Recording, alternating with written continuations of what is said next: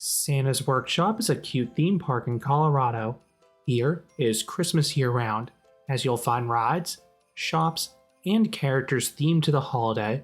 I think this is the state's best theme park for kids, and I will explain why in this review. Several Christmas themed amusement parks opened in North America in the 1940s and 1950s. Santa's Workshop opened in 1956 in Cascade, Colorado. This park sits at the base of Pike's Peak, so many tourists and hikers will inevitably pass by it. This location is one of the park's biggest strengths. This park is super scenic. You are enveloped on all sides by the Rocky Mountains, and the tallest rides showcase this beautifully. Then at ground level, you will find yourself in a lush forest, so there's plenty of shade here even on those hot summer days. Just be prepared to navigate some hilly pathways, particularly towards the back half of the park. Some routes are so steep that the park has warning signs for alternate pathways. I imagine some of these could become particularly treacherous during the winter months, so just be careful. This park oozes charm. The front half feels like the North Pole. There are these quaint cottages. Most of them are shops, but one of them is where guests can meet the man himself, Santa Claus. Then the midways are lined with these adorable characters. One of the most popular photo opportunities is this giant ice pillar designed to stand up year-round. Roughly 1/3 of the park's rides are themed. This mostly consists of ride vehicles that have wintry colors or decals. But one particularly impressive attraction is the Christmas tree ride. This is one of those Dumbo-style rides, but as the name suggests, you fly around a snow-covered pine tree covered in ornaments. The remaining rides don't have any Christmas theming, but they fit in with the old-school, kid-friendly nature of the park. When you arrive, you'll find a large free parking lot. You'll then enter this building that doubles as the park's main gift shop. Admission is completely free, so anyone can just walk in to enjoy the pleasant atmosphere. You pay for the rides. There are two options. One is an all-day wristband. As of 2026, this costs $38 per person. This is a bit pricier than some kids' parks, but keep in mind, not everyone has to pay here, so the overall visit may end up costing less if the parents choose not to ride anything. Alternatively, you can pay per ride.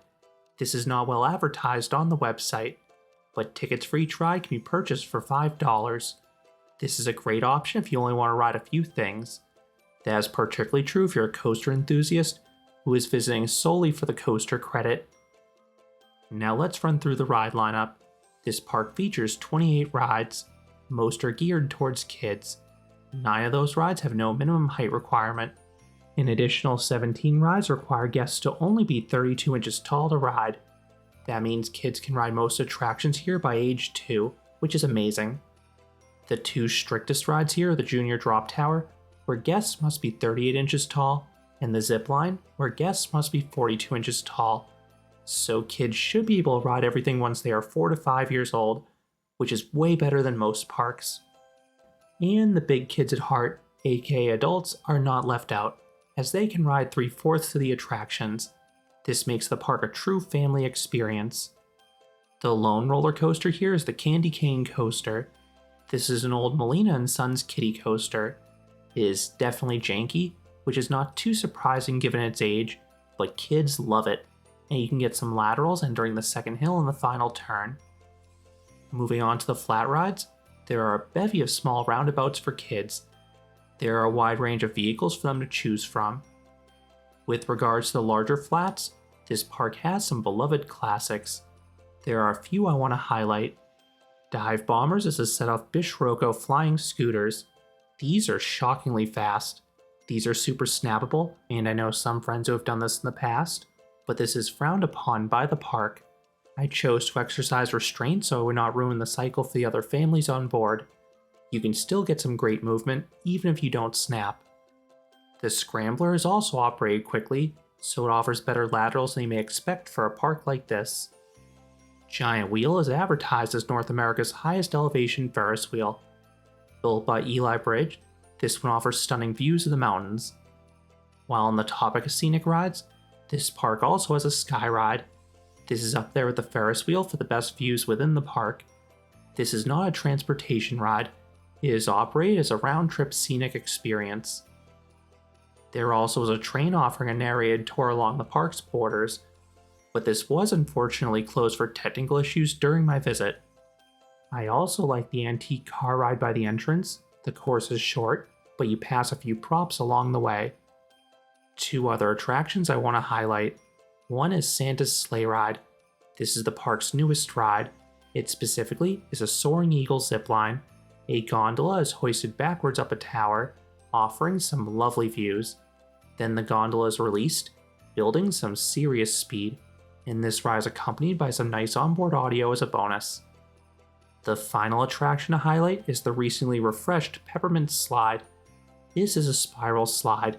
It is rare to see one of these still in the US, and adults can descend at a decent clip. Operationally, this park does a good job. Employees are super friendly, and they waste no time loading rides whenever a guest walks over. Most days, you will find little to no queues here. This is a major benefit for younger guests. The ride that generates the most significant wait is the Santa's Sleigh zipline. This is not too surprising given its low capacity. That reason is why most parks make this type of ride an upcharge, but at Santa's Workshop, it is actually included with the wristband. While it was never more than a 1 or 2 cycle wait for me, I did see those markers in the queue stating the queue could be 1 hour from this point, so that suggests it can back up. If you arrive at opening, I would recommend heading there first before the queue could possibly pack up. Alternatively, you can head here towards the end of the day like we did, when most families have started to leave. If you plan to visit during the winter months, expect heavier crowds. It is actually common during these times that the park operates on a reservation-only system to handle the increased demand. 3 other operational things I loved. 1. Operators will stop rides if kids are scared or uncomfortable. Most rides will instruct kids to give a thumbs down if they want the ride to stop early. This can prevent a traumatic experience.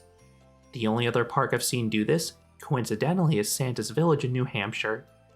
2. Operators will call for a last ride 10 minutes prior to close. This makes it clear when the queues will close, and it gives guests the opportunity to hop in line for one last attraction to finish off their day. 3. Ride closures are clearly stated on the ride page on the park website, so there should be no surprises upon arrival. The park does have a limited schedule though. The park is commonly closed 1 to 2 days midweek. Then the park is open for just 7 hours per day, opening at 9:30 or 10 a.m. However, that is typically plenty of time to do everything. Most days, I think you can circle the park and hit the major rides in 2 to 3 hours. Kids could definitely spend some more time here lapping their favorites though. Because we only spent a few hours there, we chose to eat outside the park in the nearby Manitou Springs. But there are some food shops available, and prices seemed quite reasonable for a theme park. Do I recommend this park? If you have young kids, absolutely. This is easily the best park in the state for younger guests between the pleasant atmosphere and the attraction lineup. This is an easy pit stop if you're heading towards Pike's Peak, because it's literally right there. If you're an adult, I think this park is worth seeing for the cute displays and the natural beauty, and with the pay per ride option, you can try a few rides as well for a relatively low cost. If you're on a theme park tour, this park is 1.5 hours south of Denver near Colorado Springs. This region is better known for the natural beauty between Pike's Peak and Garden of the Gods.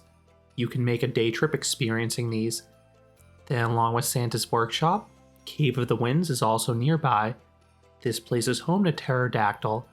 This intense swing ride is arguably the scariest amusement ride in Colorado, so is a must for thrill seekers. I grew up going to Santa's Village in New Hampshire, so I was curious how Santa's Workshop would compare. Both parks have the same strengths: beautiful settings and cheery atmospheres. Santa's Village more frequently adds new rides, whereas Santa's Workshop sort of feels more like it's frozen in time. But given how this park's audience is kids, that is fine. Colorado kids will come here for a few years and then outgrow the place.